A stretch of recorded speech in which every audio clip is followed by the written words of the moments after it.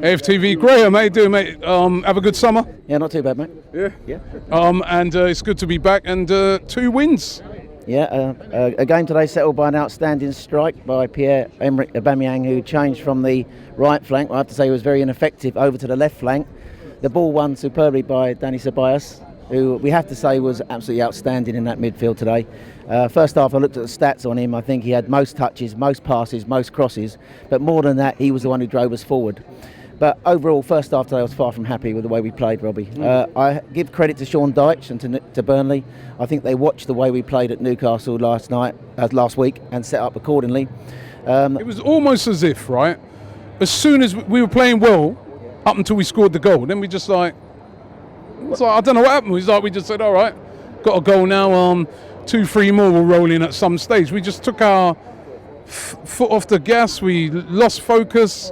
And then, it was it was all them. Not really. I think we got a really good early goal. Lacazette showed his strength in the box. I think Burnley probably be unhappy defensively the way they conceded it. But we never really built up any sustained pressure in the first half, Robbie. I think that was the key thing. The reason for that was, I think, the way Emery's asking us to play this year, what he's doing, he's asking the 2 fullbacks to push high, and he's asking the wide players to come narrow. So basically, we've got to get a ball to these wide forwards. And what Burnley did, Burnley pressed high, right? Really, I've never seen Burnley press as high as they did today. And what they were doing, they were nicking the ball back, so they was blocking the entry pass going to the 2 wide forwards. And what they were doing, they were turning over possession far too easily in our half. We were struggling with their physicality, struggling to win duels. And what they were doing, they were putting balls very cleverly into our box. Guendouzi was struggling with aerial duels. We talked about Socrates and Luiz, but Guendouzi is the one who, he was the one losing all those duels in the first half where they kept knocking it back in. Their goal was slightly fortunate, but on the first half balance of play, they had 10 shots to our 8. So they were on top in the first half. We weren't when you play Burnley, you need to win your duels, you need to win your battles, and you need to deal with their physicality. We couldn't deal with that in the first half. That's why they went in level at the break. Second half, we came out, he switched it over. Pepe came on to the right, which was the right thing to do. And Aubameyang came on to the left, where he's more effective. And we built up that pressure, that sustained period of pressure we were struggling to do in the first half. First of all, Ceballos had an outstanding shot, didn't he, where the keeper tipped it round.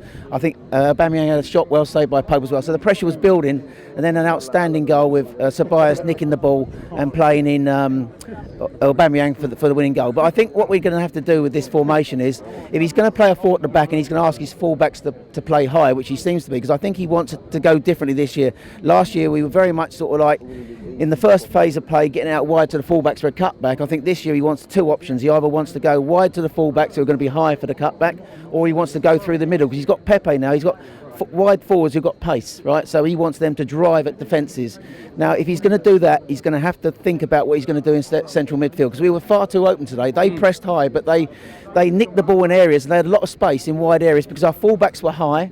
And our midfield 2, which was Guendouzi and Willock playing slightly deeper today, where we played a lot of pre-season, were allowing too much space for their wide players. McNeil was outstanding. He got the cross-come shot in that led to the goal. He looked dangerous, and they got into some good positions, Burnley. So what we're going to have to do, I think, if we're going to play with this formation with a 4, and particularly if we go to Anfield next week, is I think he's going to have to play those 3 forwards. I quite like that, and we're going to have to play a similar sort of setup to Liverpool, right?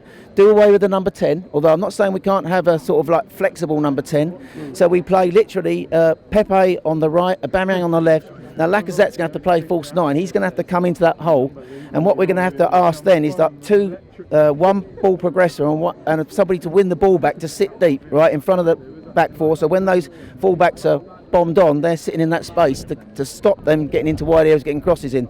But the good thing about Ceballos is he can play 8, he can play 10. He can play He can drive us forward from a number 8 position, Ramsey style.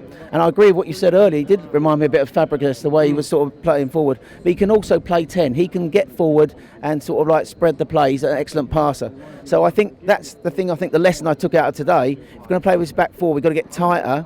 We struggle with Burnley's physicality. A lot of teams struggle with Burnley's physicality. But it's all about winning your duels and your second balls. We struggled with that today. Burnley I think Dyche really did watch the way we played at Newcastle and set them up really well. In the first half, they I mean, I've got to say, man, I mean, some of the worst football I've ever seen at Burnley. I know you got to do what you can do as a team. Can't they string 3 passes together? Did you not think today? Oh no, they played better football, they're Robbie. rubbish, man. They're rubbish. The way they just lump the ball every time. I mean, they I don't know. I like to watch football, man. Listen, they went long. They went long ball, but they went long ball every single they went long time. ball, but they did also get it out into wide areas to get crosses in. All right, so, okay. And then we're able to hit it out wide, boom, right in the box. They haven't got technical players. What do you expect them to do? If we had if Arsenal had those sort of players, that's what you played your strengths. There's 2 ways. There's 2 ways to win a football match. A couple of passes together. Well, they did play a bit of football, Robbie. I think at the end of the day, they did press us high, and tactically, I think he got it right today. And I think in the end, we got it together in the second half and forced the win. Upset that Burnley fan over there. He's upset with me, Dave. No, at the end of the day, they're not a football club who've got millions coming through the turnstiles. So you have to sort of like we criticise Man City the way they manipulate the transfer market, the way they got away this week. That's ridiculous, isn't it? What they got away with this week? They spend millions of pounds, and we moan about Bournemouth, smaller club than them. Pass it a bit more. But Burnley, Robbie. Look at what additions have they made this year? How much money they spent compared to what we've spent? We've spent 100 and something million pounds. All right, so in the end, a good win today. We got up and running 2 wins, but I think you can see. I like the way he's doing with the team. I do like to see encouraging signs, but I think we just need to be defensively in front of that back 4 a bit tighter. Cool.